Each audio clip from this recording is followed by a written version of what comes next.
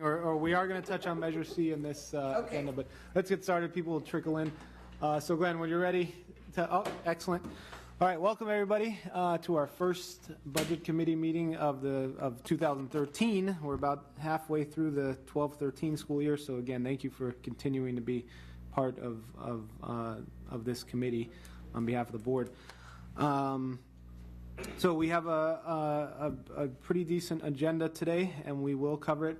For those who are watching, we are off to a little bit of a late start because of some particularly interesting traffic out on 29, so I hope they are making progress in their digging, that's for sure, but it definitely hurts traffic, that's for sure. But as people trickle in, we'll catch them up. So we have an agenda in front of us. Last time we met was the second to last day, or the last day of November, so definitely some updating since then. In particular, the governor's budget that was just released a few weeks ago in January. So can I have a motion for approval of the agenda? I move to approve the agenda. Second. All in favor? Aye. Excellent. All opposed? All right, and as usual, the minutes, thanks to Glenn, are video minutes, so we have recordings of all the meetings, and I'm sorry, it was on the 28th, not the 30th of November. So the first big update in the packet starts on page 4, and that is a summary from School Services of Governor Brown's State of the State address, as well as his state budget proposal for the California's 13-14 fiscal year. So just to kind of bring everyone in line to the kind of the state budget process. So in January, the governor gives his thoughts on where he'd like to see the budget go.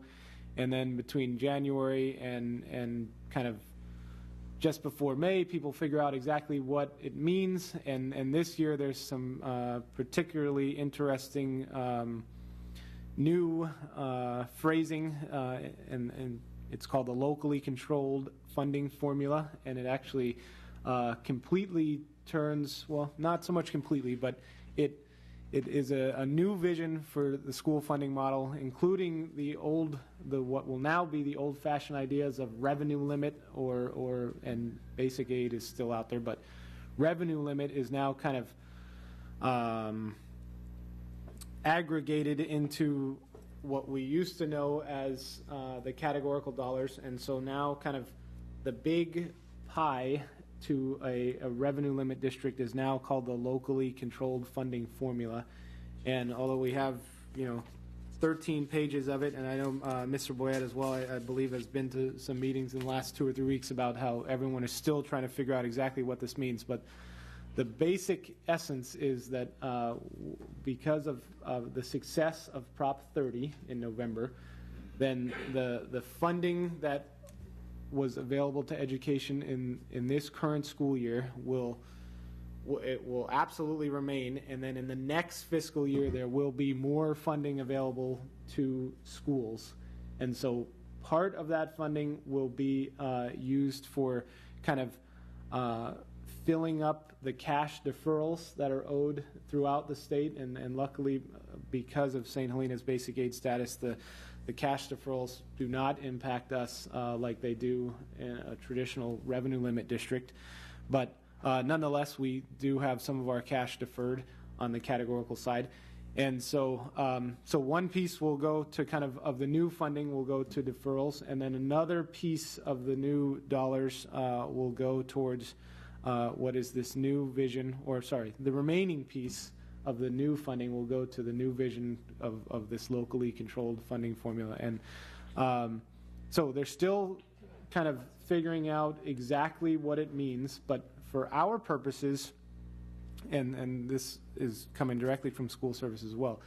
So School Services believes, and Bill and I attended a state governor's budget conference last week, may have been 10 days ago or so by now, but that for basic aid districts, what the initial take on flat funding is that our current fair share, which is approximately $900,000, will kind of be our baseline. And then, so we in a perfect year, we would receive approximately $1.3 million plus of categorical dollars. So school services initial take is that that $400,000 difference between kind of what is our flat funding fair share based on this school year will still be available to us going forward in the lifetime of Prop 30, which is a 7-year tax. And so, but over the course of that 7 years will likely be phased out. And how quickly that phasing happens is still up in the air. Now, there are other opinions that say, so we have access, well, the state historically had prior to any fair share pieces, had given St. Helena $1.3 million. So, and this new model is kind of pushing the locally controlled funding model, kind of combines revenue limit and categoricals into one chunk.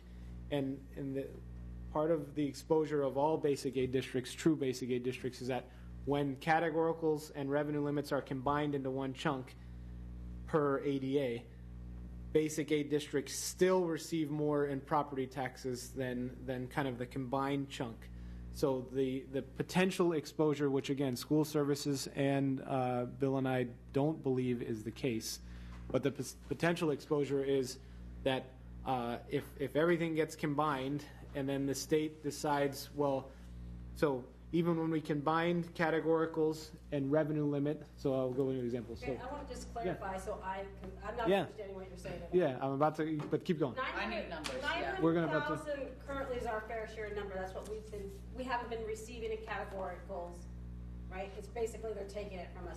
You're saying that number's going to be decreasing over the next 7 years. So as we'll- Prop 30 increases? Perfect timing, because we'll go into real numbers. No, so, or sorry, exact numbers, but 30,000 foot level.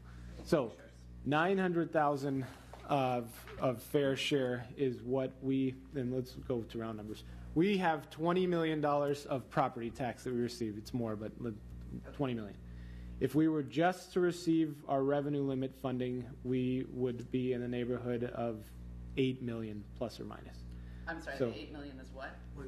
Just revenue limit, and that's super round If numbers. we were revenue limit, we would get 8 million. As Napa Valley Unified, Thank you. yeah.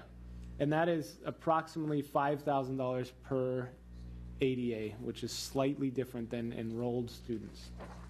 So, of the $5,000 per student that a revenue limit district gets, then plus or minus, they get about another $2,500 to $3,000 in categorical dollars Per student? per student. So for a total of, and let's just for round numbers, let's call it $7,500. Now St. Helena, our property tax alone gets us to $16,000 plus or minus. And so the alternative scenario, and so actually, so let's finish this one for a second. So the locally controlled funding formula says that, and I'll just our neighbor as an example, Napa Valley Unified no longer gets $5,000 in revenue limit funding and $2,500 in categoricals. It says the locally controlled funding formula gives them $7,500. It's the same number, it's just a new name. So the issue then becomes if there's, depending on the interpretation of kind of the hold harmless provision for basic aid districts, if we're already getting $16,000 per student, it may be that the extra piece, the $400,000 that we currently get right now, which is the difference between 1.3 million of total categoricals and 900,000 of fair share, that $400,000 chunk, if the interpretation ends up ultimately being by June that the $400,000 chunk is somewhere between the 7,500 and the 16,000, then we don't get it. If it's somewhere on top of the 16, then we continue to get it, and it will likely be phased out over 7 years. Is fair share ever going to be phased out is my question. And, okay, well, basically, are they going to touch basic aid districts? other than fair share? Well, it's so kind of the interesting piece. So fair share now that, and true, so fair share is a term we were all used to for the last 4 or 5 years, and it kind of went hand in hand with revenue limit deficit factors. Yes. So they were getting 80 cents on the dollar, and school services helped basic aid districts come up with this concept of fair share. We're going to give back our fair share, and it was there was a correlation between the revenue limit deficit factor and then kind of a percentage that fair share districts would give back, and it was kind of always backwards looking because you never really know exactly how much how basic aid you were until final property taxes are in. So with locally controlled funding formula, the deficit factor, and it's kind of again a fiction, but the deficit factor has gone away because now they're just saying we're kind of erasing the path, not exactly erasing, but they're all of the baselines of this current year, which still involved deficit factors and revenue limits and categorical dollars. It's kind of just, here's the baseline. Now this baseline going forward is going to be called locally controlled funding formula. The issue is that baseline had deficit factors in it and had kind of depressed funding in it. But so going forward, fair share as a phrase will likely just kind of go away because even a basic aid district is now part of this locally controlled funding concept. Okay, so for my simple thinking, I don't really care what happened in Napa Valley Unified. I want to know, Santa Elena, are we still going to get $17,900 per pupil? We don't know yet. We don't know. Do we get to keep our property taxes? We don't. Yes, and it We're just worried about categorical funding, essentially. correct. They can't touch the property taxes. At this point, they cannot. And we don't, But that I mean, could we don't change. get that much in Correct. categorical anyways. Correct. Okay. Okay, at this time, maybe, can I? Absolutely. Oh, yeah. This is the update section, Yeah, yeah. and last week, I attended the Coalition for Basic Aid Districts in Foster City, where I was a speaker on our peer evaluation program, but also most of the time spent on state funding as far as it affects basic aid districts. In attendance were 30 of the basic aid districts in Northern California, along with some attorneys in the CTA Brain Trust. Okay. And it's a basic aid meeting. We like to call ourselves the community funded. It's a basic aid. We like to say we're community funded because we keep our local tax dollars. It's better. That's a better name. The basic aid is kind of misleading. Doesn't say. And a lot of talk was about the weighted program, what used to be called the governor's proposal, which was categorical funds. Then he changed the term to, which is 1.3 of our budget million, changed it to the weighted formula. And that was just 6 months ago. And now it has changed again from the governor, that it's going to be called the locally controlled funded. And what it is, they're trying to redistribute the categorical money. With the passage of 30, the belief from the meeting I was at last week, from the attorneys in the CTA, is that 7 years there won't be any efforts made against basic aid districts. That the money that we receive from property tax is going to be unchanged, and what's going to happen is the shuffle of trying to figure out how to dole out for our district that 1.3. Okay, which we gave up, I think, 903,000 last year. And it'll probably be, actually, the number's already set for next year, which is real close to the same number.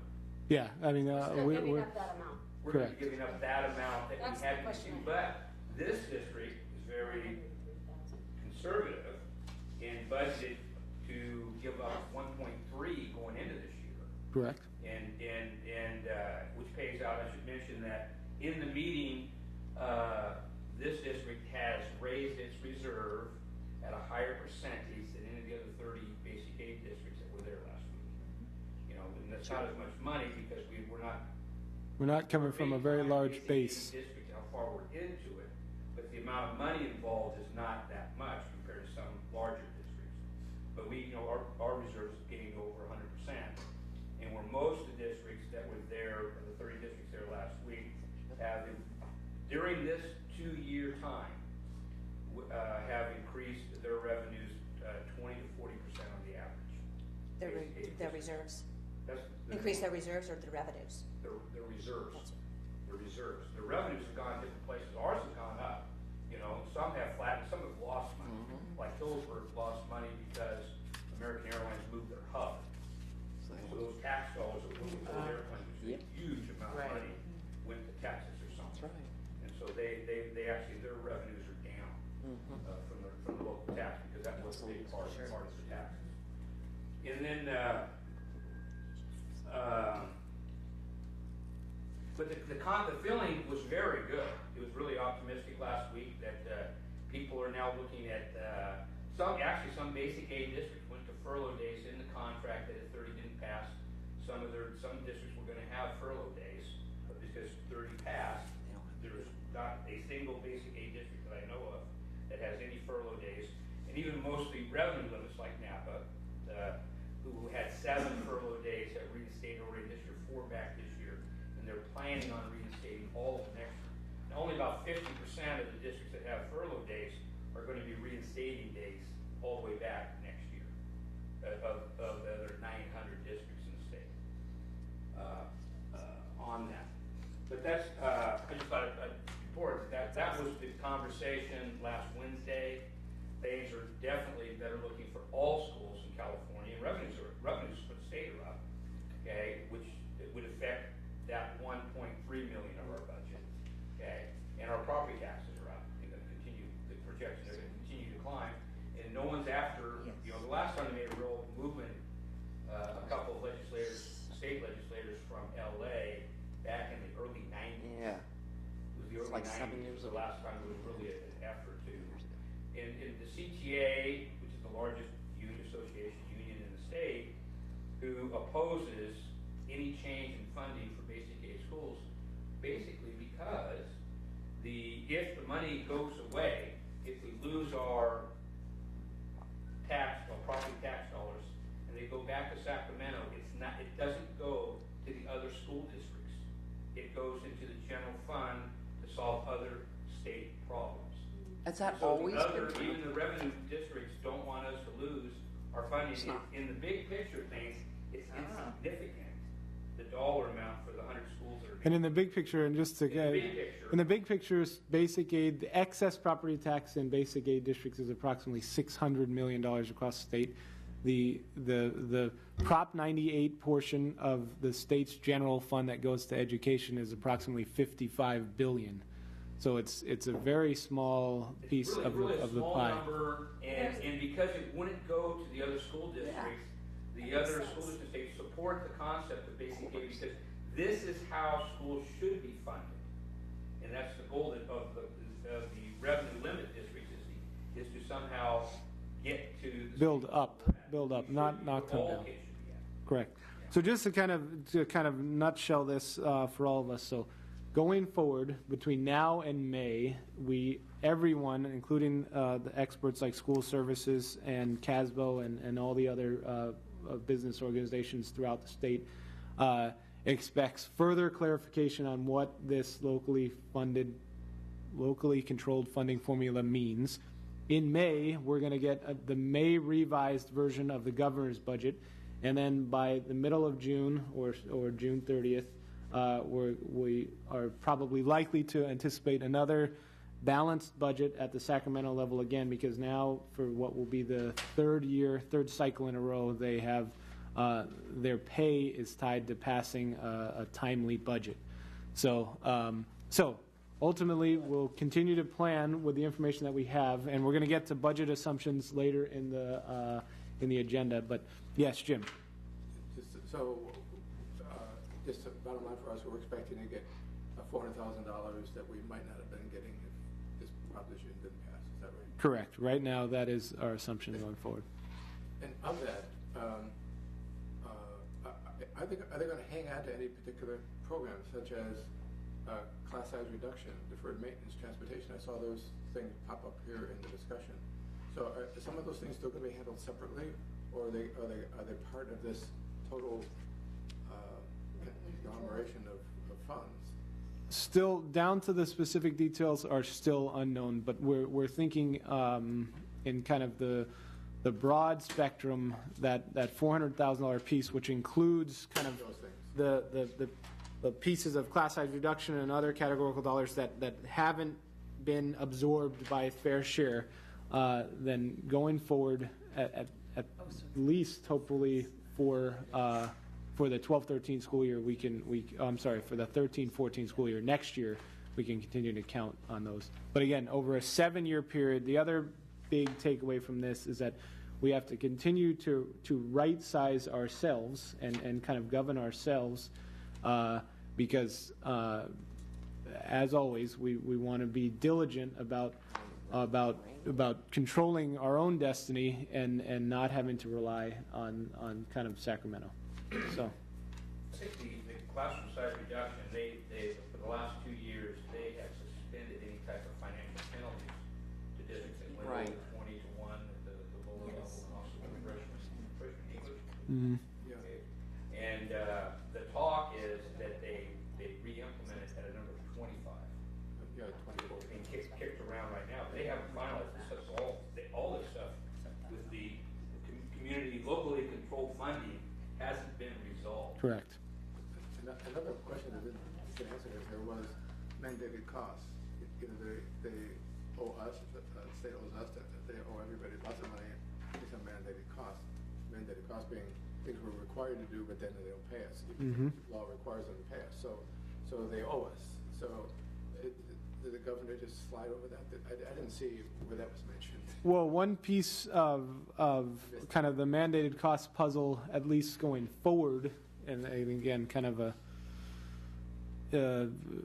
getting 2 cents and then hopefully getting the promise of the next 98 cents at some point in the future, but probably unlikely. But so the mandated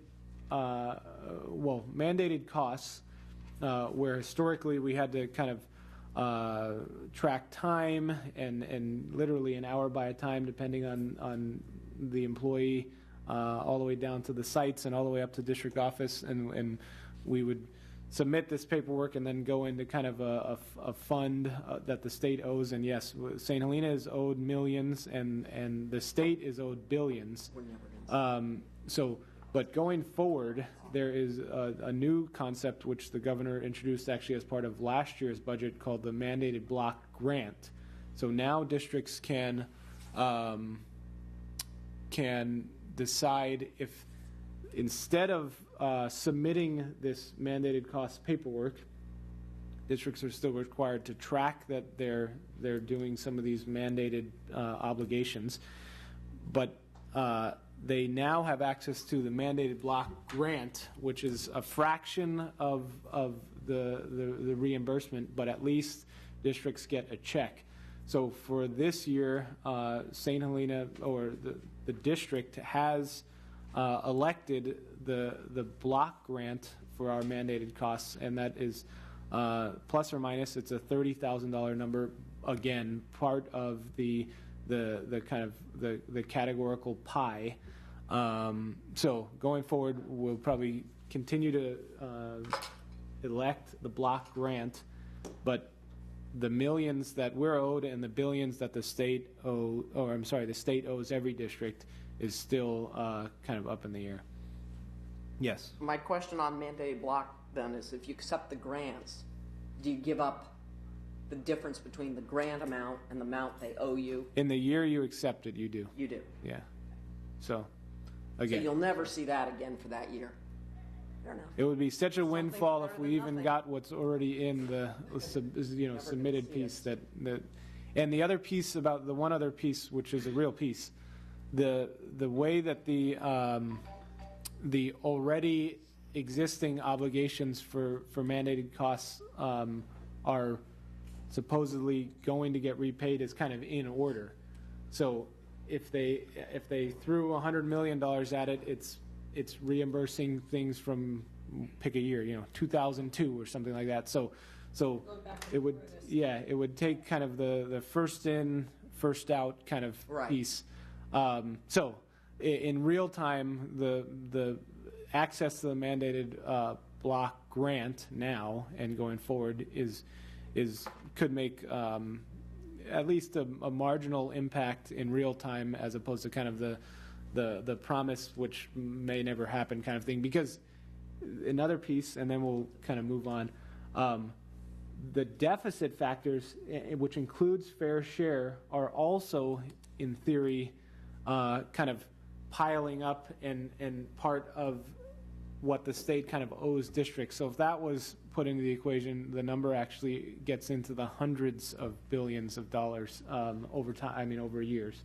So all of these kind of IOUs from the past, ultimately, I think if we see ourselves as a whole state going forward from here and kind of and getting excited as the funding formulas can hopefully change, then going forward we can make some really great things happen, independent of what the state may owe us from the past decade or 2 decades kind of thing.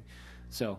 But going forward, the same line, we're not looking at any of that money. If we get that money, that's great, but we're not budgeting off of that. Correct. Absolutely not. According to your first interim report, Correct. it looks like we're going off of numbers. Absolutely, yes. Yeah, we are not, but we are not anticipating we don't receiving budget on any mystery dollars, mandated. Absolutely. So this $400,000 difference has already been planned for. It's part of the current budget development cycle. Yeah. Okay, all I need to know. So one All of right. the things that I understand about the locally controlled funding model or formula as well is those categorical funds that if we do receive those categorical, they're no longer restricted.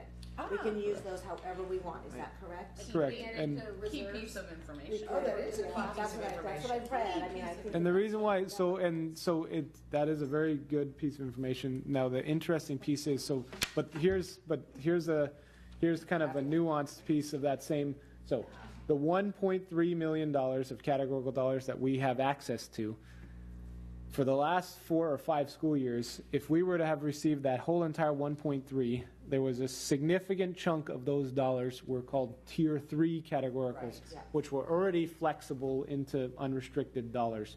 So for all intents and purposes, the $400,000 that we currently have access to and will continue to have access to has been unrestricted for us and will continue to be unrestricted.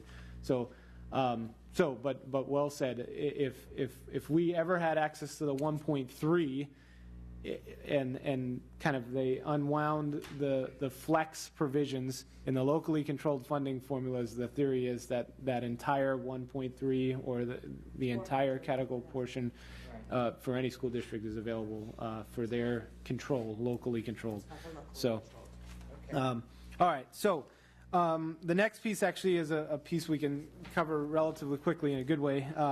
Because November was the last time we all met, there have been 2 board meetings since then, so I just wanted to get everyone up on the same page in this group, and I know this group also pays close attention to the board meetings, so this is probably not new information. But so in the December meeting, the board on page 22 of our packet did accept our first interim, and this is the all of the numbers tied to the first interim, but the biggest change in the first interim and the kind of the nutshell of the first interim, which is what we also talked about at the board meeting, was we were planning prior to Prop 30's passing that we whatever it was going to be called, weighted student formula, who knows what, that we were going to likely lose because of mid-year triggers every penny of our $1.3 million.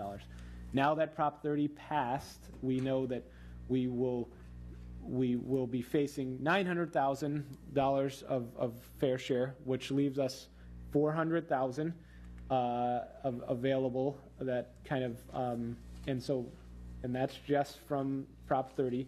Now, so that $400,000 available turned into $300,000 in the end available, because also in November we received the J29 property tax estimate from Napa County, and that property tax estimate came in $100,000 less than what we had budgeted.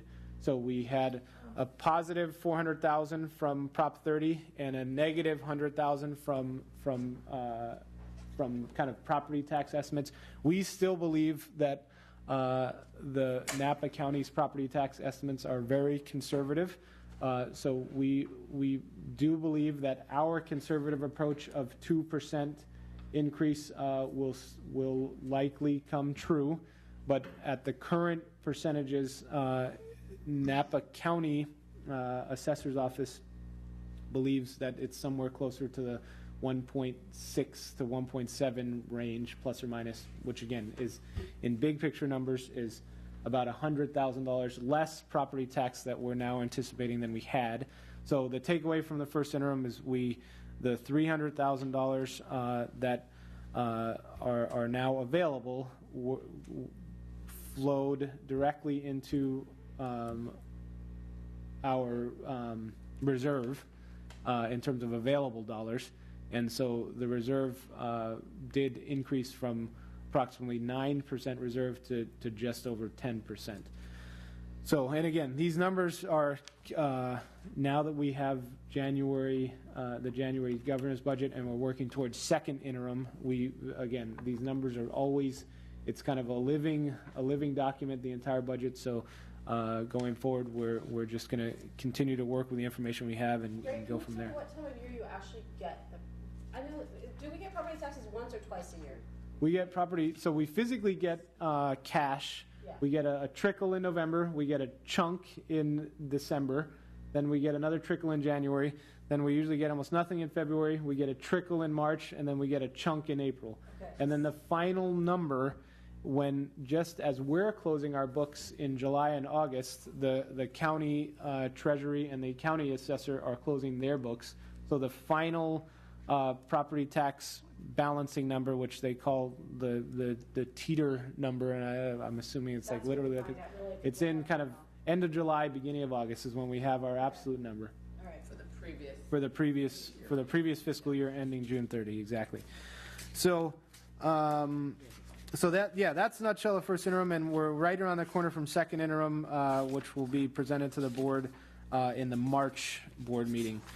The other piece that was a real big win, and especially for this group and the efforts of this group and the efforts of all the district staff, was an unqualified audit that we received in December from our auditors. We had a little bit of a preview at our last November meeting, but we did not have, had still not signed off on kind of receiving this letter, which, as you can see, is dated December 4th on page 42. So the nutshell of our audit is that the auditors believe that we are still, on great fiscal principles. I mean, yeah, we're doing a good job. Positive report. That's a nutshell. Done on that. Good call, Catherine. Thank you very much. Getting me up to speed. Page 46, kind of continuing to walk through. So a series of revisions since our last meeting again. The budget revision 5 on page 46 was all the kind of comprehensive movements tied to first interim. So there was a lot of movements. And again, in the end, it's all positive. Revision 6, coming off of revision 5, was a very few movements actually. And so on page 49, just so we can all get a feel for the format, particularly of these agenda pages. So and I know this gets into far too much accounting, but in a big picture of our coding for the district, so all of our certificated staff members are paid under certificated expense lines, so kind of that middle of the page, the dark bullets. And so all of the movements in all of December was a net movement of $628. That's how to read these. So $628 is like 1,000th of 1% of any, I mean, so basically there was no change. I mean, that's 4 substitute teachers at, Okay, that's what I was going to say. What would constitute? Yeah, so a substitute teacher would be absolutely in there, absolutely. And the same thing goes for classified. That we've had, we're continuing to kind of transition some of our, we've had some classified substitutions in the staff because of some leaves. So the same kind of thing. That's exactly Yep. where I was going. Yep. And then so this transportation budget's increased, but I thought we just, what was this reasoning behind that? now that one, so these are, so a couple of things. So most of that transportation, again, for coding purposes, is when a field trip occurs or athletic field trip, Okay. it is coded as Not as buses. transportation. It is buses. I mean, yeah. I mean, it's not Oh, Home to and school. from. and then, yeah, not home it's to not school. home to school. That's True. one of those. True.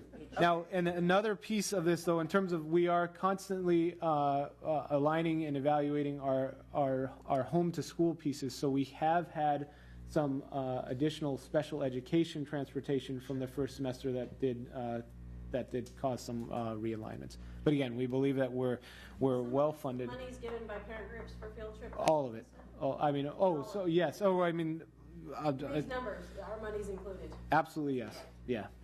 So 24,000. And parent club budgets are on here too, so we're going to touch on those. But on this same page, page 49, the 24,000 of local revenues are almost exclusively parent club or otherwise kind of donation revenues, and those and kind of. If you can see all the net numbers, the only revenue change was 24,000, and although they don't add up exactly, basically the 15,000 plus 3,000 plus another 3,000. I mean, these basically net out to 24,000.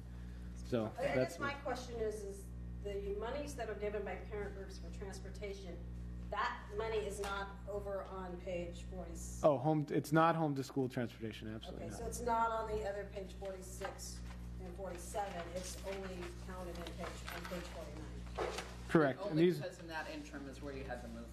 yeah, these are independent from each other. So Clarification on 46 and 47 was kind of one chunk, and then the same chunk just 30 days later is page 49. Okay. Yeah.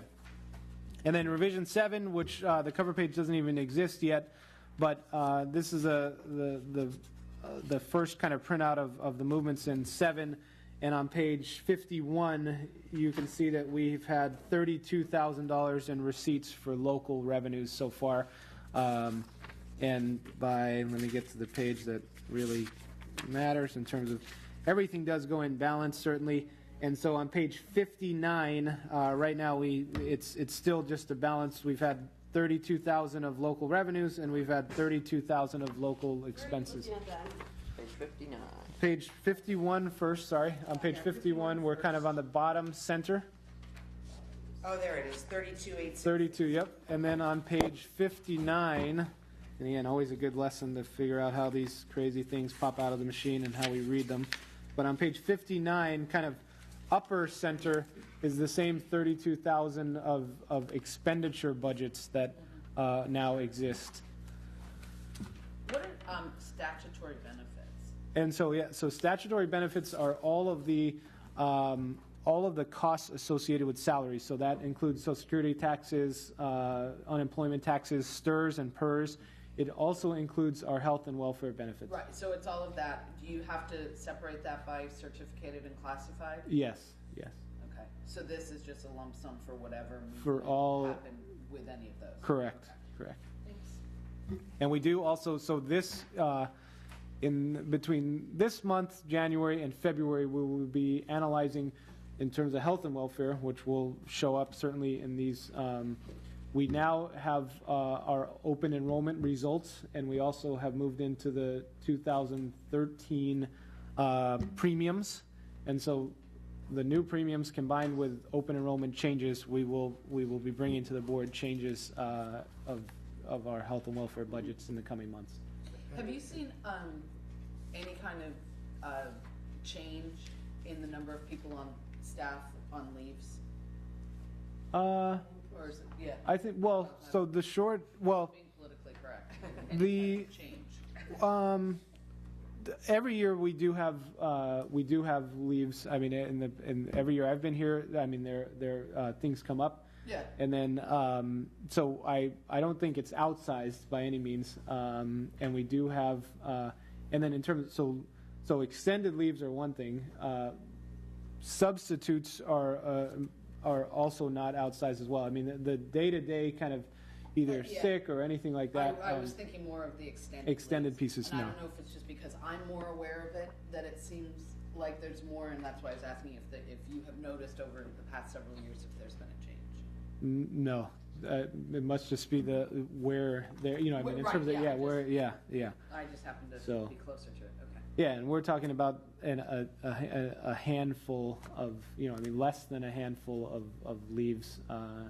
So, and actually, and one in particular on the classified side is actually back. So, again, it was medical things, and everyone needs to take care of their health. Oh, for absolutely. Sure. So, yeah. I was just curious. So, no, definitely. Right. So, yes. We were looking at changing our insurance carriers. Did that already take place? Or are we still looking at joining a new JPA? I remember that was.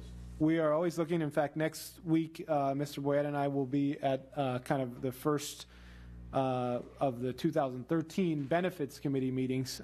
So we are constantly looking, that's for sure. And it turned out, so all of our great efforts last year from both of the employee groups as well as the district to kind of to build ourselves going forward so that we would be more attractive as a group of 170 employees to getting into other JPAs.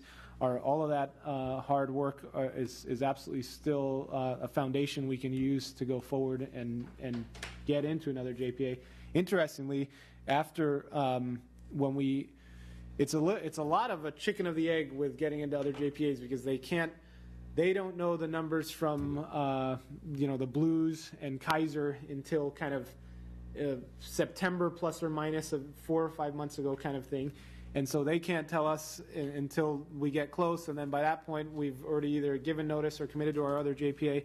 But so we're going to continue to go in the cycle of kind of giving notice and then being able to stay with our current Contra Costa County School Insurance Group CSIG JPA. But interestingly, when we did receive numbers last year, it turned out that of those who could give us quotes, we were actually right in line with other JPAs. And actually, some of the other JPAs were ironically more expensive than CSIG. But going forward, and this is again like a kind of just a concept more than what you only really know what happened in terms of a group's premiums going up when it actually happens. Right. But in theory, over a decade-long period or over infinity, if you're part of a bigger group, the risk and kind of the incremental ups would be lower, mitigated compared to being part of a super small group. So the CSIG JPA is even at its best, and Castro Valley is the largest member with a few thousand employees. And so if Castro Valley were to ever move, there would be a significant downsizing to CSIG. But so CSIG is thousands of employees. Other groups like PERS, which is one of the largest in the state, is hundreds of thousands of employees. So in theory, if we could get to a group like that, which in real time is absolutely more expensive than CSIG, but over the long term, theoretically, the larger groups would be less costly. So we will absolutely continue to find out how we can keep the current plan designs that we have, but get them in bigger groups. Expenses for premiums. Absolutely. In the last by the changes by eliminating cash in lieu for new employees, any current employee who changes away from cash in lieu cannot go back to cash in lieu. Makes us more marketable, and so Correct. this district is now in a position when we can get a better rate, we can move where 3 years ago we could not move. Correct. How many do we have on? We've now positioned ourselves, the business office, Craig's done a really good job with this research, has positioned the district in a spot to make savings as soon as we can get into a better JPA for lower premiums that the district pays for. How many employees do we have currently? And we have less than but we have approximately 30 people getting still remaining on cash in lieu. And just I know we've talked about this before, but the benefits committee certainly talks about this. So the fear of Kaiser and the Blues about cash in lieu is that so of a group, the whole concept of group coverage is so all 170 of us play the same X amount. But if the healthiest people are the ones who choose to get cash in lieu, so then right. it's that chunk of, and that's what that is what prevents us from being. But now that we've grandfathered, as Mr. Boyd said, now we are we are more attractive, and the grandfathering alone actually allows us access to other JPAs. No matter what our percentage of the group is, the grandfathering, they love that. Right. So you said there are about 30 out of roughly 170? 170, yep. And do those tend to be people newer hires or people who have been with the district? They were, and like Mr. White always mentioned, so the newest hires don't have access to it, Right. but it's spread all across. Spread Yeah, across. spread all across. I just want to, is it Yeah. kind of a Can't bell be curve, rural. or is it like this, and people who maybe would It's be definitely- retiring, so it's pretty much across? It's pretty much spread across. Spread out. Yeah, it's spread out. Also, the length that they've been in the district Right. is spread out to higher age. It's spread out. Right. When they came in or when people moved to before. There's no movement now anymore except away from. Correct. Right, you can only go away from, but would people, what I'm getting at is, would this group of 30 tend to be people who would want to get away with it, or are they going to hold on to it, and or are they people who might be retiring True. sooner There are as opposed certainly to later? some. Yeah, True, Yeah. true, absolutely. Now, the interesting piece is just for this, so another like a conceptual piece, but and in the long run, again, absolutely this would mean savings to the district. But in real time, so if a cash in lieu retiree retires and they were getting $3,200 a year, then their replacement, who may be, a brand new young teacher who has a family and this or whatever it is, Right, might would actually actually be be high. $23,000 Right. of Kaiser premiums. So, but then when eventually when our whole kind of pool of 170 people get filled up with $23,000 family plans, it will actually, the premium will not increase and it will Right. actually kind of save us. So it's like as Mr. Boyett mentioned, the benefits committee has spent a long time studying this and heard from a lot of experts and kind of have done a lot of calculations and everything else. So in the long run, we're moving in the right direction. well, and I have somebody who we've extended an offer to, and they're trying to talk us into not doing cash in lieu of benefits. Oh, cool. Yeah, no, Very cool. not happening. All right, got it. For exactly this reason. Yeah. So, all right. So we'll keep moving in a good way. So now we're getting to kind of the district updates piece. And just for a reference point, I know we started 10 minutes late, but I'm confident that we can still hit our 10 a.m. mark. So we're about 2/3 through. So on page 63 is the first of four. All four, we'd like to greatly congratulate the parent groups and all the sites and all their hard work. As of the January board meeting, the board has approved the 4 parent club budgets for the 4 campuses across the district. So they're all right here from page 63 to 70. And this will be an ongoing discussion in the budget development process, but the reason why we wanted to bring it to this group, and we will also be reaching out to the parent club groups, and I know they're certainly represented well on this budget committee, is that we would like to, no, in a really positive way, we would like to kind of work hand in hand with the parent groups to kind of decide, well, let me back up a little bit. We're so fortunate in the commitment that we have from the community and particularly the parent groups, that are benefiting every kid in the entire district. So going forward, we believe because of that great commitment that the parent clubs will want to continue to fund things, but what we would like to determine is exactly what you would like to fund and what on these lists we would like to see the district fund.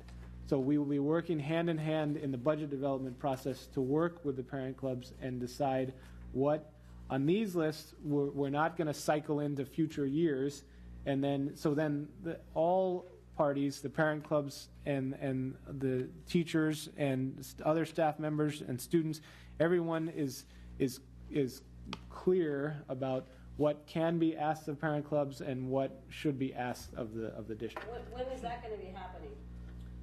It's Budget development going to happen? this is I mean, is that something that you're looking at February, March? February, March, April, May. So we have a good, and then in preparation of getting our final approved budget to the board by June. So the good thing is we're starting the conversation now, and we're still somewhere on here. I think our next bullet, perfect segue, is the calendar itself, the budget development calendar. So we're starting our assumptions and introducing our assumptions to the board in February, and so kind of after those assumptions are laid down, we will schedule, of course, at your three convenience for sure, when we can all meet and kind of start to plan kind of across months on what we want to see, where we want to see these budgets next year, and where we want to see the district budget. Will the principals sit on that meeting? Absolutely, yeah, Okay. yeah.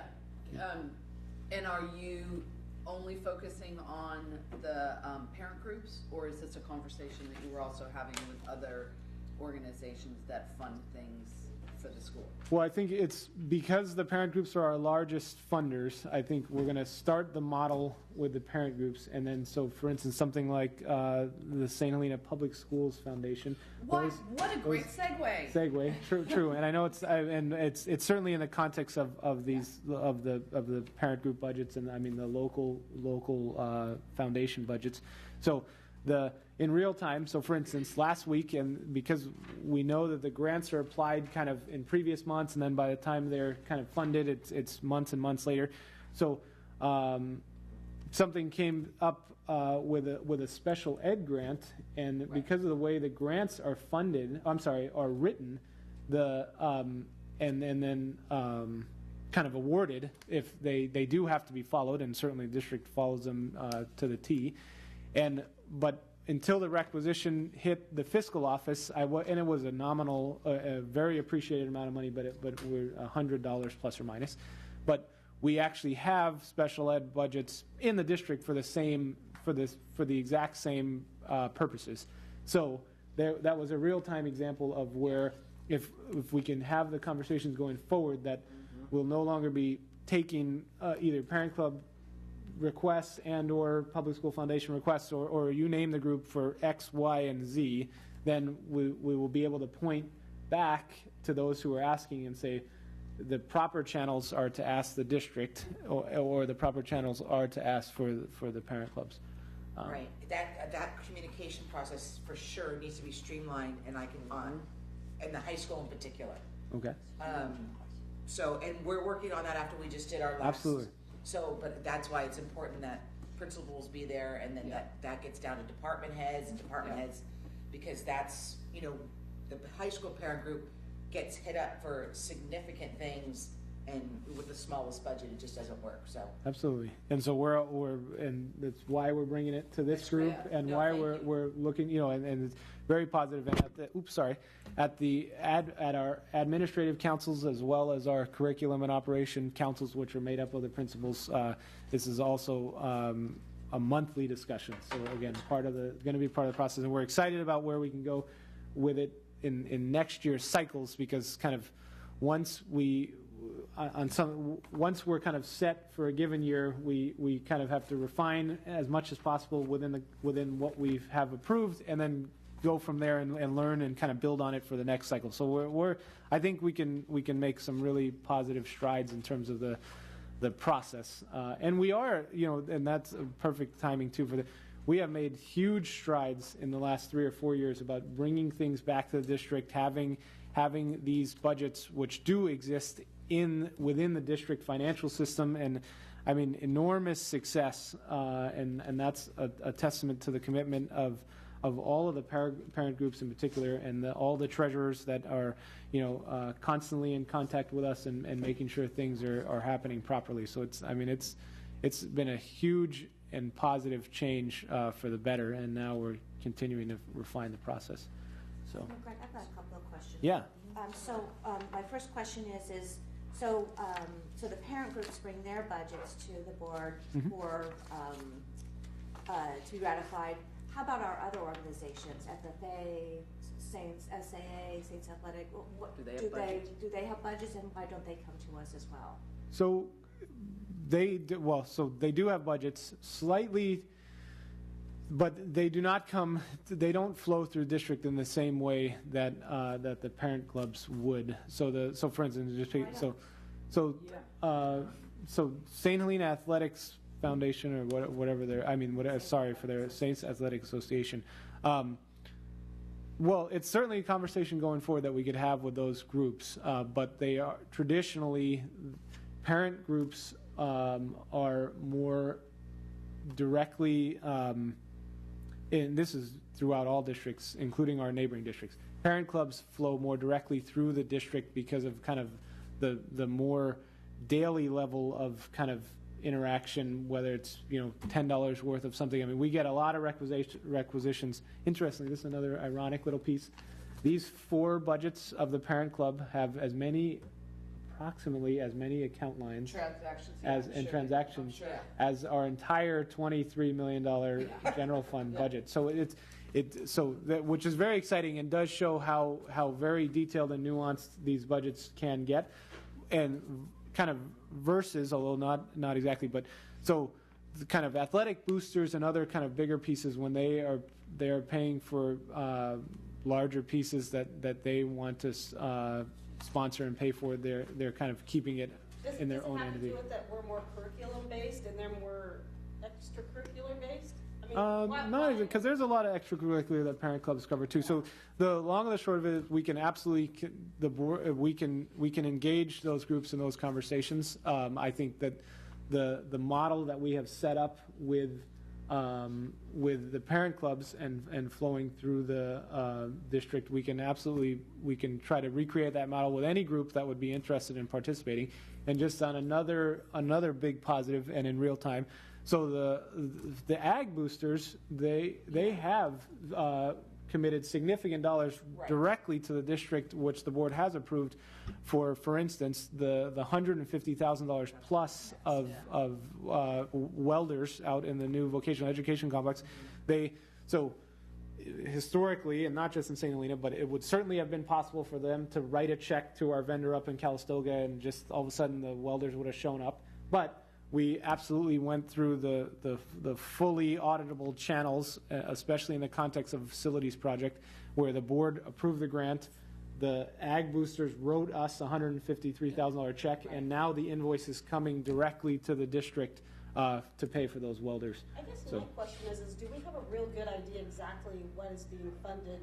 I mean, what what does groups? it cost to fund the district to the level we're doing? If we have all of these groups that are writing, parent groups that are now going through the district, and you've got an idea. instances where ag is doing it, but really, what is being spent at SSA? What's drama doing?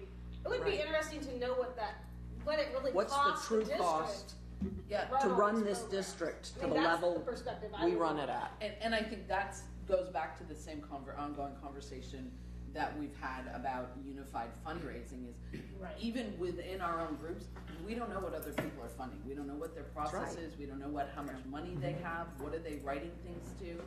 So this is a great start. Yep. And I have to say, for the elementary and primary school, it's pretty straightforward. Mm-hmm. I mean, we've been funding the same 5 categories for years. But what are the other things that are coming in? Mm-hmm. I think a high school is a lot more dicey, just because you do have all these boosters. You have all those clubs, right? And swim team and whatever else Mm-hmm. is going on. Yeah.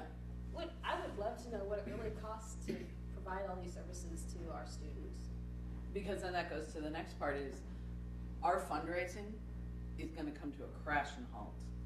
The primary and elementary school are good for this year and next year, but unless we can really At this level, yeah. But unless we can pull something together and maybe all pull together all these groups, I just don't see where we're going to get the kind of funding that we've had before. And I mean, we talked Well, and if about everybody knew at the beginning this is what it costs. what they're going to fund and what it's and going to what it's gonna cost, right? that's their target. They go for their target for that fundraising. Because I'll tell you, we talked about in our PTG meeting on Thursday, there is not going to be an auction in May. So there is no community event, there is no auction, because there is no support to get it off the ground. Volunteerism just, yeah. Well, definitely. Well, the real positive thing is, in a great way, is that we're going to continue through the budget development process to work and directly with your 4 groups, but the 3 of you certainly, and your treasurers and everyone else, to make sure that we are all on the same page about what, what the district. Could you reach out to those other groups and kind of find out what exactly they're spending? And I would like to see some kind of a number, even if it's a ballpark figure. The only ones that come off to the top of my head right now is drama, Stace Athletic, Ag Boosters, In the Santa Elena Public Schools Foundation. Foundation. But just to get some idea of what they're donating to the schools, because I think it would be a real eye opener for the community and the parent community to see how much money is actually being funded outside of the district budget to provide all of. Because if any one of those or all of those groups dried up in Academic volunteer background. time Oh, yeah. to raise the funds for their groups, Right. things go away Things in go this away. district for our children. Yeah. Yeah. So yeah, those absolutely those I mean, four I groups. personally want that for fundraising too, and to be able to present some of that to our parent community and our, you know, I think we've tapped out our community, to be honest, at large with all these measures. But there are still people willing to give, but I think going forward in fundraising especially, we need to have those numbers of the actual cost. And to Well- get everyone at the table to talk about it. Yeah. Right. Absolutely. And people who have their interests. If you have a Paul Asman who's a swimmer, Right. his focus is going to probably be swimming. Yeah. So, if they're raising money to run a program, you knock on the doors of those who you know are either in theater or films Right. or for the, or whatever, and get them to get charged up when you have a situation where communities as a whole feel tapped out, or get them charged up about in their own interest, in their own I area. think it would also help us streamline our budgets. And then knowing- that, as a result, you get. Yeah. Yeah. Knowing what, resetting our priorities, just because we funded it for the last 15 years, maybe going forward, the school districts could say, hey, that's a vital part of our curriculum. We're gonna take that on, and then that would help us maybe decide that we want another, something that is on the chopping block, that's gonna be a priority, whereas maybe it's not as high right now. And I think the parent groups just want to get back to a position of truly being the sprinkles on the cake. Right. They, not Not the being cake iPad itself. suppliers for a classroom to enhance curriculum. They want to do that. They want to fund those special little things that make that curriculum all the more better. That doesn't necessarily. So that's, I think, the And mentality. I know the other good piece, which again, you guys have been great in conveying this message as well, is that our favorite example of iPads or technology generally, the district has reached out directly Right. in the last 3 or 4 years, and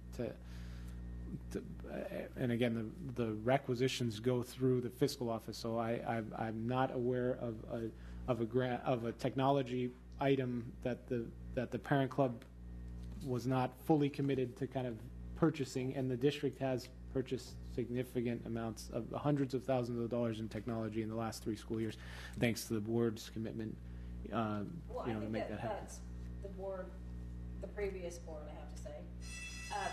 That wasn't a priority for them. And once we got talking, you could see that, hey, we've let technology go Just to Absolutely. a level that was not sufficient.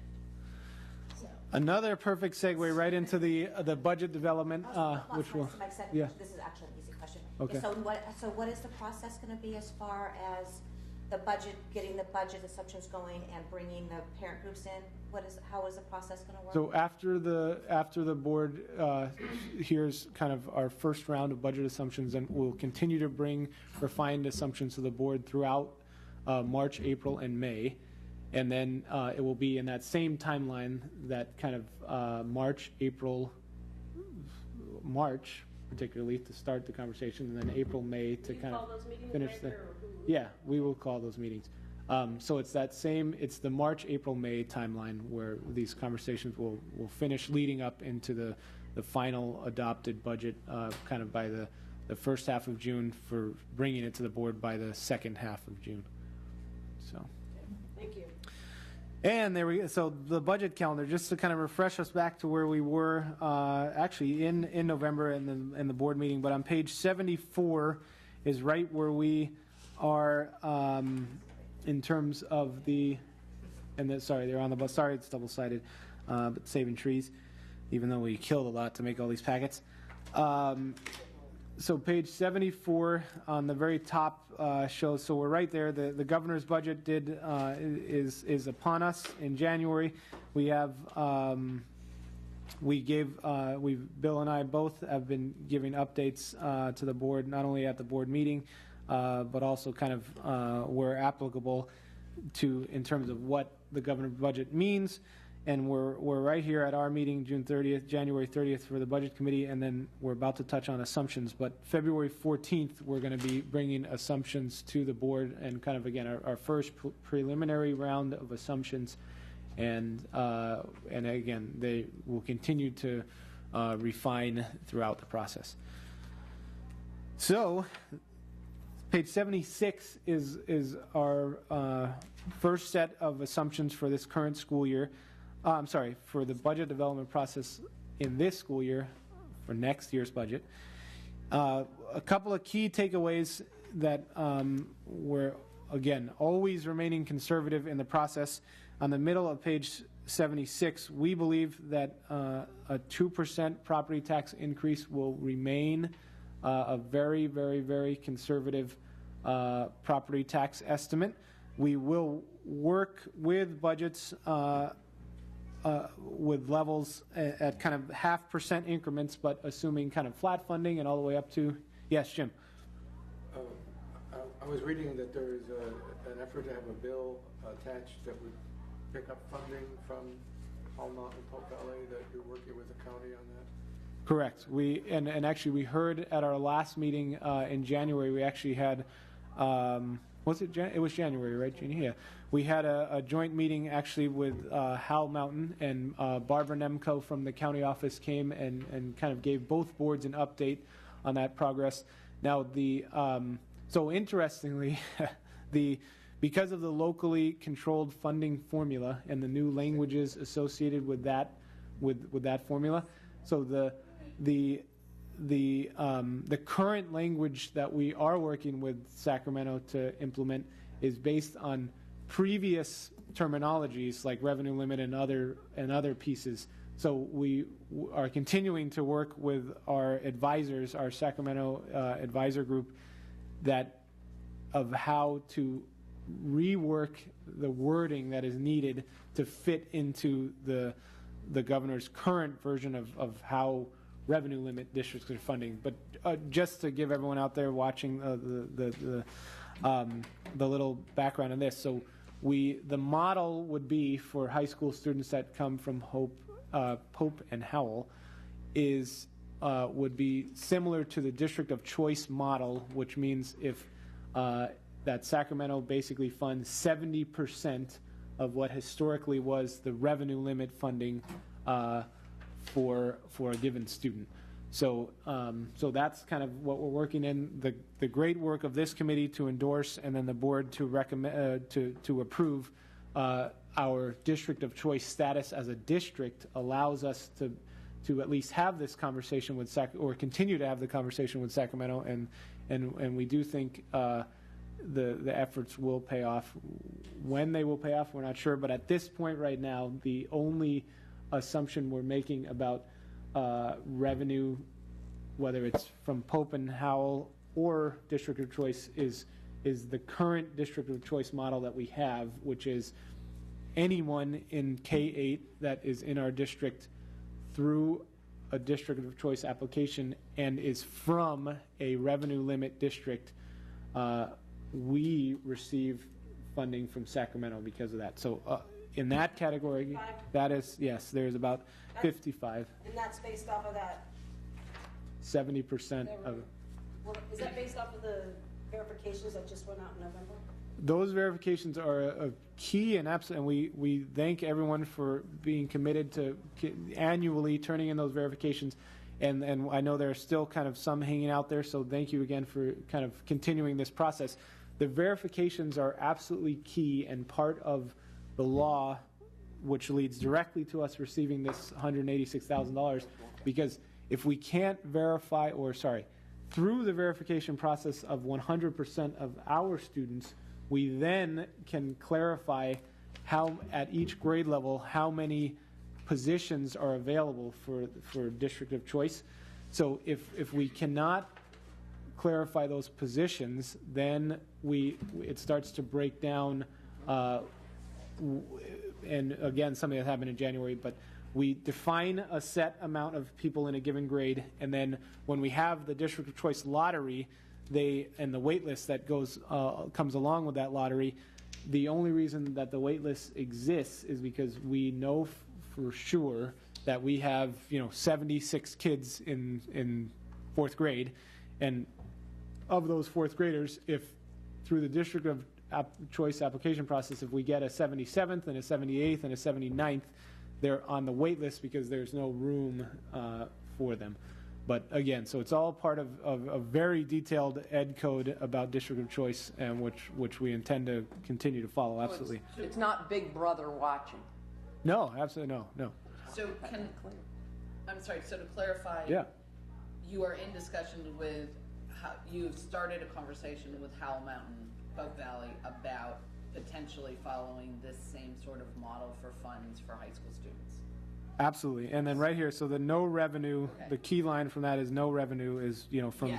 interdistrict, no revenue. Yeah, but we are in discussions, and we can add that. We continue to be in discussion.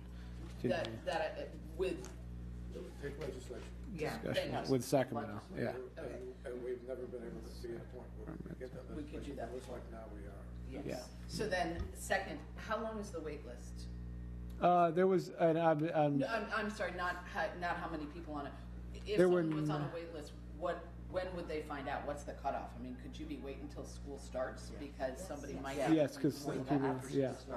But then they, then after 3 weeks, then we don't call any student after 3 weeks.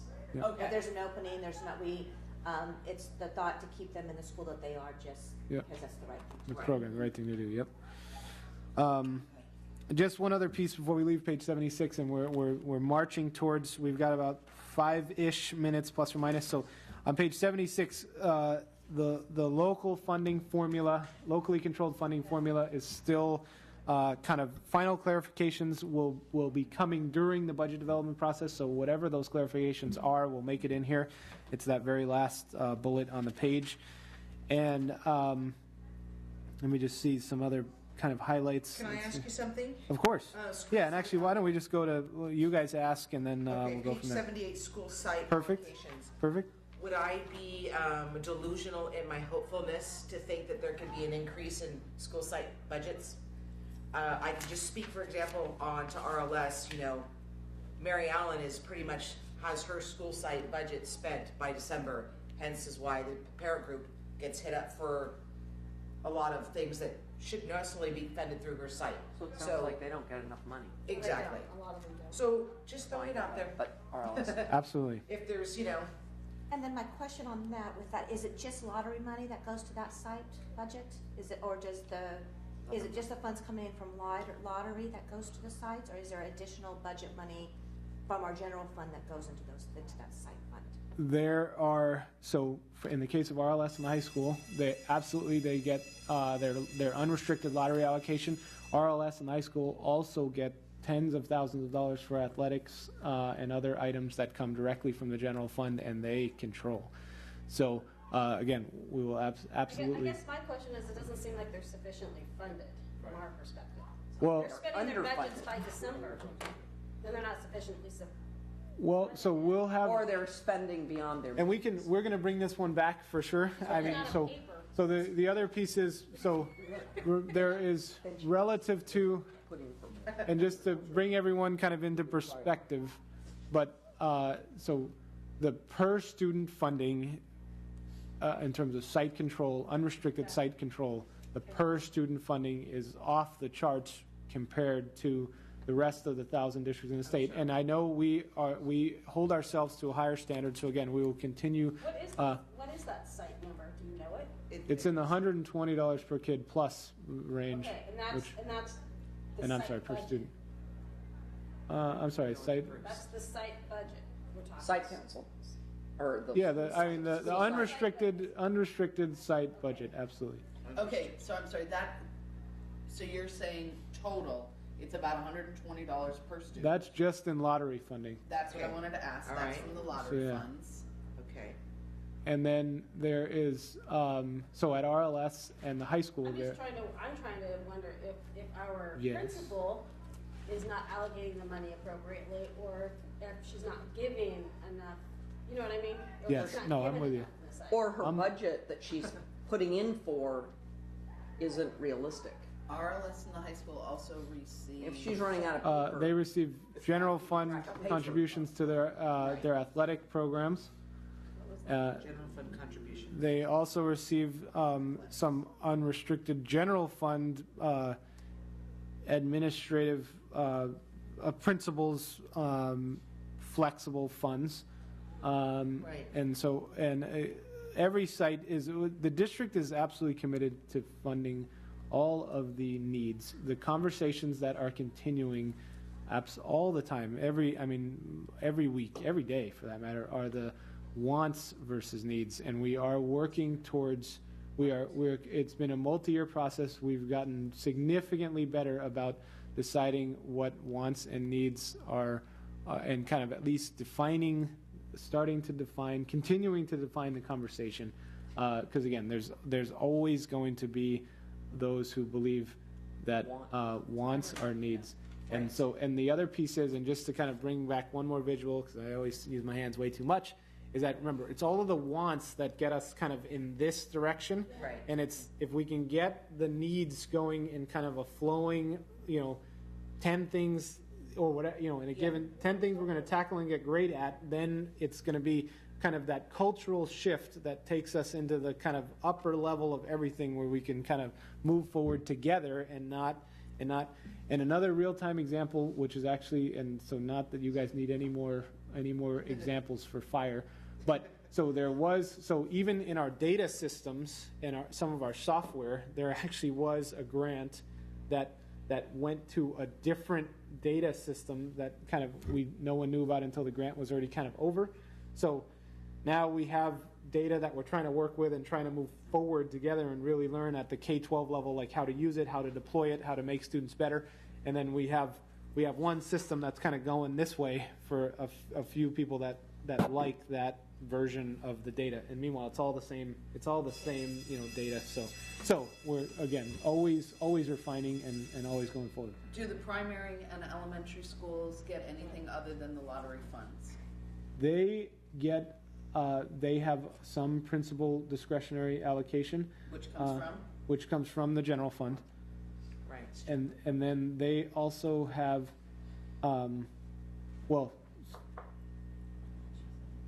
so from the general fund, those are the two chunks. And then another piece from the general fund, but which is if they have if they have a need, or so all textbook pieces, which sometimes less about core curriculum and more about just books generally. Books, access to books, if the principals need books, absolutely, there are always funds available for that. So again, it does come down to a continuing conversation, and with Mr. Hoskins and Mr. Arnold, they're kind of leading the charge. There really has been really great conversations have been happening about what really needs to be funded and what we can focus ourselves towards funding. Yes, Jim. Just bring this up for about the 10th year in a row. The library. There's still, I still don't see a significant contribution towards fiction and nonfiction materials, however they may be developed, whether it's print or through computers. It's still sitting there, and the parent groups and so on have put a lot of money into that. But what is the district-based level of contribution to that? And there's so many good children's literature things coming through that I know, talking to a couple of the schools, I made donations of books I purchased myself, and they didn't have them, and they were really popular things that kids like to read. So, and we're gonna bring this one back for a broader discussion on a future agenda in this budget development cycle. One quick piece that I will say, absolutely, we're excited. I mean, and even in my time, we've continued to have this library conversation. So in real time, so for instance, at the primary school, we do have, in kind of, whether it's the right way or whether it's, the way of the future or not, but we do have significant numbers of books on the iPad carts that are physically in the library at the primary school.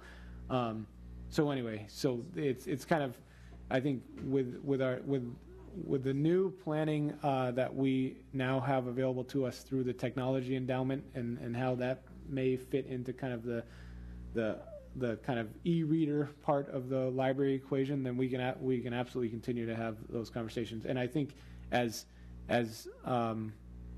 you know, e-readers too, they continue to kind of come down and to the point where we may get to a point where we can have so many e-readers and so much access on those e-readers that we may really be able to deploy a significant amount of books, you know, through that process. But I also agree that it is really fantastic to go to a library and pull a book off the shelf. There are some models of libraries actually, and one in particular somewhere in California, because it was in the news, I think, in about the last 6 weeks, but that amazingly, that libraries that are purpose-built libraries but actually don't have any books on shelves, which is kind of amazing.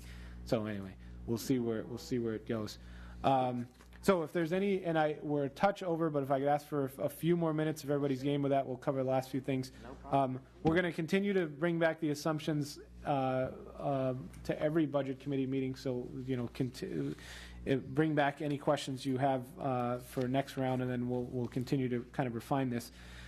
Page 81, just a quick and good news update.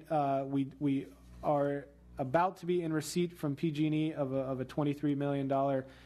23 million. I wish it was 23. $23,000 Freudian slip there. $23,000 kind of award or grant or whatever. Energy grant. And again, that's part of our. Is that credit or is that actual dollars? We would take either, but they give us a check. You know, so that they give us a check. So, and again, this is through the great efforts of our energy manager, Brian Clark, and we continue to make great strides. When we walked into the room today, we're continuing to make great strides about the physical controls. It may have been, maybe it does appear to have cooled off. When we first got here, anyway, we are now getting significant control of our software that controls everything, so it's really positive steps. This $23,000 was a direct result of the control of this building and the high school through our new computer controllers that allow us to kind of turn off and turn on at more efficient schedules. And is that like a year? Didn't we start like a year ago December? So is this a March. year, like a savings per year? This was part of a year-long process. Yes, okay. yes. That at some point will primary and RLS and Absolutely. We are. That should save a lot. And just to bring us up elementary. as well. As we are building new projects and other pieces, we are absolutely keeping energy efficiency in mind and kind of those pieces. And just to get us all, so $23,000 is a great piece of dollars. Absolutely. There are hundreds of thousands, if not millions of dollars of updates that we would love in a magic box to be able to deploy. But we do have to be prudent with the dollars we have, so we continue to be prudent. And just to kind of, and we will bring this back as well, a longer conversation about energy management. But generally, the idea was that we would be working towards paying for the cost of our energy manager, which we're well on our way towards, and this $23,000 check is proof of that.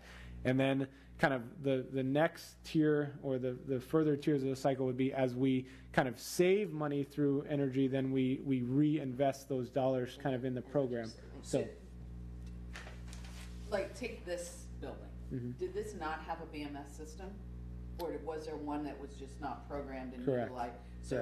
So because of Title 24, you had to have it when you built it. So it just wasn't When we programmed or remodeled. utilized. yeah, so when it was built, so it's interesting, and just kind of a quick, and everything, right? It's always quick, but 30 seconds. So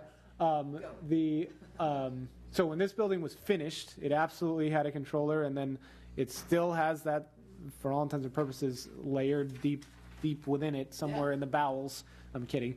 The controller still exists. So over the years, and again, as we're working our way out of this model, but a few years after this building started, the district did enter into a kind of energy management contract with another control firm, another energy controller firm. And so that energy controllers firm is kind of in between the thermostats and the core kind of controller for the building. And it's over the last year of some really high level software and everything else, we're finally in the last portion of kind of unraveling the relationship of all of the levels of controllers and thermostats and getting control at its most simple level, which for all intents and purposes is if we can turn the buildings off from kind of 10 p.m. to 4 a.m., then 1/4 of the day is no longer kind of taking energy. Right. And that 1/4 across not only 180 school days, but across the whole year could be a significant energy savings for us. And we then, hand in hand with us adding energy use, not only at the high school through the new voc ed complex and everything else, but we are continuing to kind of define baselines of our energy use and then kind of work downward from there. So like the primary school, does that have a BMS? the primary school does, and it's part of the control system of this So building. does it all link in? These 3 campuses in parts do. There are Okay. missing parts of the high school and primary school that are not controlled by this system, and the primary school is still was not directly part of this $23,000 number. They still have a little And lighting problem. and there is still a lot of work to go at the They're primary all school, night. but they are we're getting there. Okay. So So it's mostly a matter of understanding and reprogramming versus having to build a new infrastructure. there is both. There is Okay. both, and some of it Depending on the age of the some of it may be significant infrastructure pieces too, which again, through deferred maintenance and other pieces over time, we will address when we can.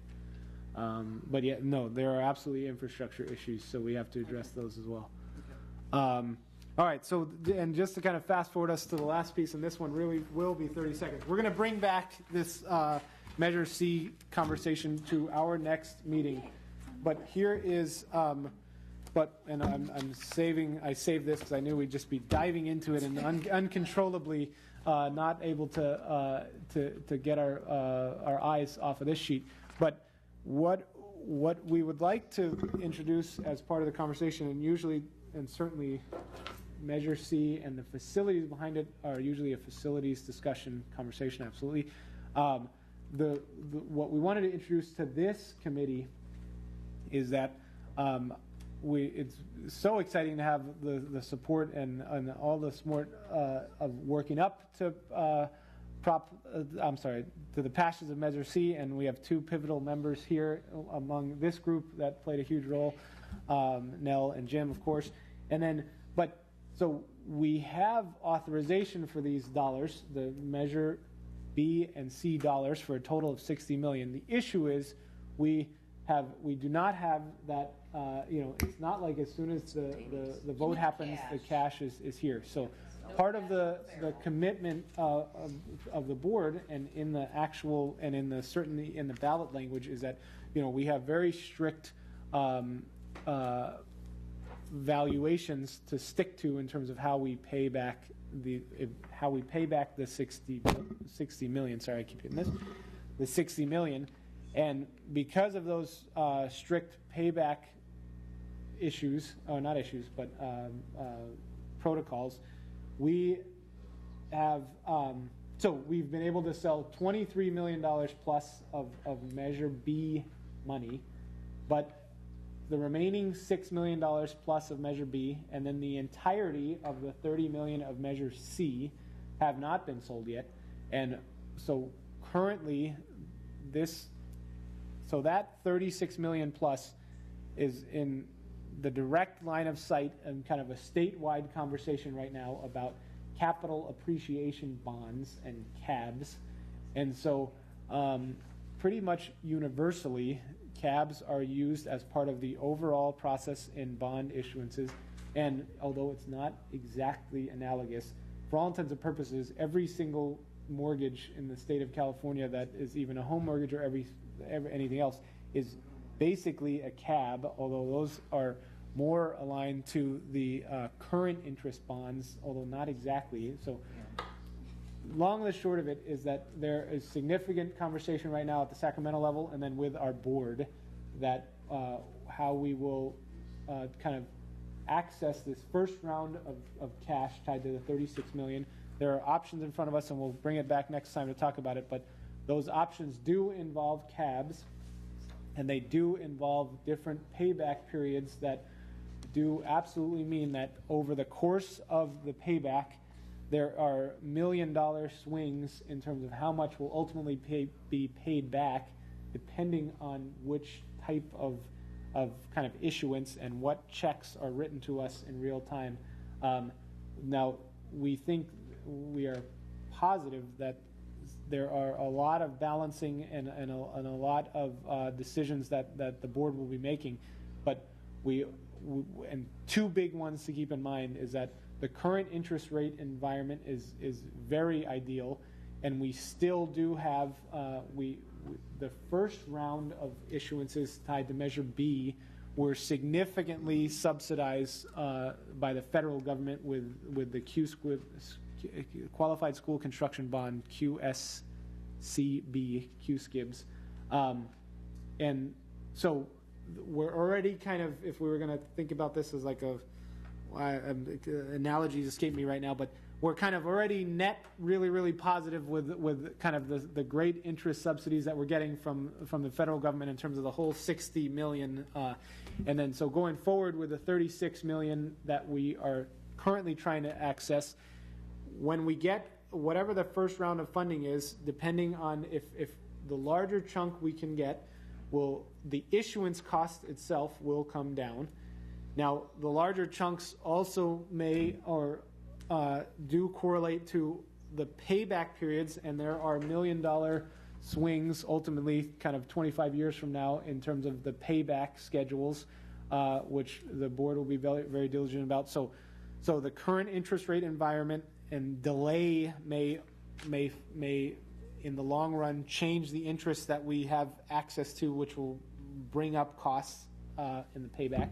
The second piece is the construction environment is relatively ideal right now, and as in November, all of the school bonds, hundreds of millions, actually billions in school bonds did pass.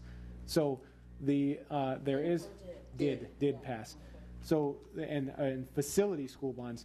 So as those dollars get deployed into the market, there's only so many construction companies that work with schools. So it will be absolutely a balancing between us getting money and immediately being able to make projects happen, and kind of the payback schedule generally. So, and what this sheet is, and we'll close with this, and then again we'll definitely bring this back. I'm about to pass out a sheet, but the basic essence of this sheet is that right now we have, for all intents and purposes, spent all of the money that we have of the 23 plus million that we already sold in the first part of Measure B. We absolutely, if we want to make anything happen, including the technology endowment and the auditorium, which are the two pivotal pieces, as well as the pool, which is kind of a third piece in this first vision of the funding for the next round of funding. Without actually selling the bonds, we will not be able to make those projects happen. So it's going to be part of the process. The upcoming board meeting will again have the bond or a bond sale on the agenda, and we'll go from there. Right now, we're in a perfect world. We'd like to be able to make the bond sale happen in the kind of March, April zone so we can receive funds and kind of go forward with projects. Yes, Jim? Well, the whole different side of this equation is the taxpayer with getting lower rates, dropping down administrative costs for issuance and so on. Does that have an effect on the local property tax situation? Is it possible that instead of taking 30 years to pay this off, that it will be less, or else the property taxes could go down at some point? Well, we will bring. On that on the taxpayer? There, yeah, absolutely, there is effect on the taxpayer. Now, the commitment to the taxpayer in the current round of funding is a $22 per 100,000 of assessed value in terms of paying back the Measure C funds, which is a $30 million piece, and then the ongoing commitment through Measure B and existing bonds from the late 90s in the $25.78 zone plus or minus. So the any kind of payback schedules are always kind of snapshots in time because of assessed value increase assumptions. But yeah, over the course of years, absolutely, the sale of these bonds and the interest rate environment absolutely will have a direct effect on the payback periods and the property tax in the context of the $22, so in Measure C's case, in the context of the $22 per 100,000 of assessed value. Of course, we don't know what that would be, but it's looking like it could be less. Well, yes, in the long run, and again, every time it would be relooked at would be a new kind of payback formula. But yeah, if assessed values shoot up, then in the long run, those $22 chunks per 100,000 would be feeding into the bond and pay the bond back quicker. Well, and Quicker. Yeah. interest rates go down Okay. or stay down, and assessed value goes up, Let's go down, but you pay it off quicker, which. Yeah, you would take the That's- extra excess and pay it off, I would hope. Yeah, and that's all at the kind of assessor's office level, but and the treasury level, but absolutely yes. And then and so yeah, so if interest rates, and again, so this does start to get just crazy complicated. Even when we're looking at the rates. Even if we're looking at it on a piece of paper, if we wait and interest rates go up, then those payback schedules would change because we would still be paying back $22 of 100,000 of assessed value, but on the $23 million or the $30 million, if instead of paying, and I'm just round numbers, instead of paying 4.5%, if we were to pay 5.5% or whatever the number happens to be, then that has a direct effect to how much money we can access and how much will be paid back. and if you wait, it's going to cost more in the long run. There's always it certainly could. It could. Construction costs, demand.